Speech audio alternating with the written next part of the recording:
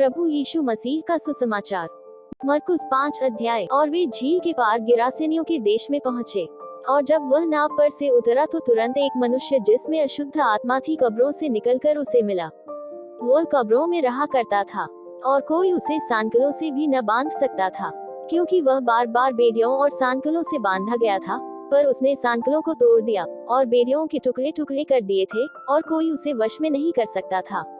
वह लगातार रात दिन कब्रों और पहाड़ों में चिल्लाता और अपने को पत्थरों से घायल करता था। वह यीशु को दूर ही से देखकर दौड़ा और उसे प्रणाम किया और ऊंचे शब्द से चिल्लाकर कहा, हे यीशु, परम प्रधान परमेश्वर के पुत्र, मुझे तुझसे क्या काम? मैं तुझे परमेश्वर की शपथ देता हूँ कि मुझे पीड़ा न दे। क्योंकि उसने उससे कहा था, हे अशुद्ध आत्मा, इस मनुष्य में से निकला। उसने उससे पूछा, तेरा क्या नाम है? उसने उससे कहा, मेरा नाम सेना है, क्योंकि हम बहुत हैं। और उसने उससे बहुत विनती की, हमें इस देश से बाहर न भेज। वहाँ पहाड़ पर सूअरों का एक बड़ा झुंड चल रहा था और उन्होंने उससे विनती करके कहा कि हमें उन सूअरों में भेज दे कि हम उनके भीतर जाएं। सो उसने उन्हें आज्ञा दी और अशुद्ध आत्मा निकलकर सूअरों के भीतर बैठ गई और झुंड, जो कोई 2000 का था, किनारे पर से झपटकर झील में जा पड़ा और डूब मरा। और उनके चरवाहों ने भागकर नगर और गांवों में समाचार सुनाया।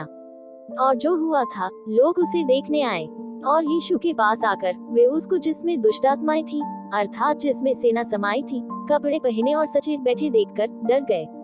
और देखने वालों ने उसका, जिसमें दुष्ट आत्माएं थी, और सूअरों का पूरा हाल उनको कह सुनाया।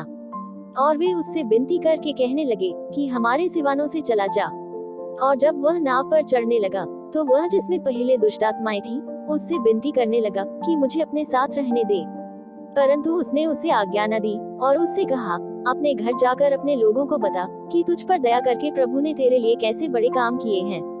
वह जाकर दिक्पुलिस में इस बात का प्रचार करने लगा कि यीशु ने मेरे लिए कैसे बड़े काम किए, और सब अचंभा करते थे। जब यीशु फिर नाव से पार गया तो एक बड़ी भीड़ उसके पास इकट्ठी हो गई और वह झील के किनारे था। और यहाँ नाम आराधनालय के सरदारों में से एक आया और उसे देखकर उसके पांवों पर गिरा। और उसने ये कहकर बहुत विनती की कि मेरी छोटी बेटी मरने पर है, तू आकर उस पर हाथ रख कि वह चंगी होकर जीवित रहे। तब वह उसके साथ चला और बड़ी भीड़ उसके पीछे हो ली, यहाँ तक कि लोग उस पर गिरे पड़ते थे। और एक स्त्री, जिसको 12 वर्ष से लोहू बहने का रोग था और जिसने बहुत वैद्यों से बड़ा दुख उठाया और अपना सब माल व्यय करने पर भी कुछ लाभ न उठाया था, परंतु और भी रोगी हो गई थी, यीशु की चर्चा सुनकर भीड़ में उसके पीछे से आई और उसके वस्त्र को छू लिया, क्योंकि वह कहती थी, यदि मैं उसके वस्त्र ही को छू लूंगी तो चंगी हो जाऊंगी। और तुरंत उसका लोहू बहना बंद हो गया और उसने अपनी देह में जान लिया कि मैं उस बीमारी से अच्छी हो गई। यीशु ने तुरंत अपने में जान लिया कि मुझ में से सामर्थ निकली है और भीड़ में पीछे फिरकर पूछा, मेरा वस्त्र किसने छुआ? उसके चेलों ने उससे कहा, तू देखता है कि भीड़ तुझ पर गिरी पड़ती है और तू कहता है कि किसने मुझे छुआ? तब उसने उसे देखने के लिए, जिसने ये काम किया था, चारों ओर दृष्टि की। तब वह स्त्री यह जानकर कि मेरी कैसी भलाई हुई है, डरती और कांपती हुई आई और उसके पांवों पर गिरकर उससे सब हाल सच सच कह दिया। उसने उससे कहा, पुत्री, तेरे विश्वास ने तुझे चंगा किया है, कुशल से जा और अपनी इस बीमारी से बची रह। वो ये कह ही रहा था कि आराधनालय के सरदार के घर से लोगों ने आकर कहा कि तेरी बेटी तो मर गई, आप गुरु को क्यों दुख देता है? जो बात वे कह रहे थे उसको यीशु ने अनसुनी करके आराधनालय के सरदार से कहा, मत डर, केवल विश्वास रख। और उसने पतरस और याकूब के भाई यूहन्ना को छोड़ और किसी को अपने साथ आने न दिया। और आराधनालय के सरदार के घर में पहुंचकर उसने लोगों को बहुत रोते और चिल्लाते देखा। तब उसने भीतर जाकर उससे कहा, तुम क्यों हल्ला मचाते और रोते हो? लड़की मरी नहीं, परंतु सो रही है।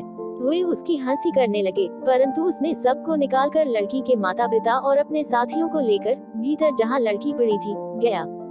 और लड़की का हाथ पकड़कर उससे कहा, तलीता कूमी, जिसका अर्थ यह है कि हे लड़की, मैं तुझसे कहता हूँ, उठ। और लड़की तुरंत उठकर चलने फिरने लगी, क्योंकि वह 12 वर्ष की थी। और इस पर लोग बहुत चकित हो गए। फिर उसने उन्हें चिताकर आज्ञा दी कि यह बात कोई जानने न पाए और कहा कि उसे कुछ खाने को दिया जाए।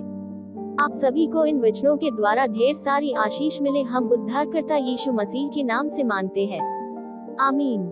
आप सभी को जय मसीह की।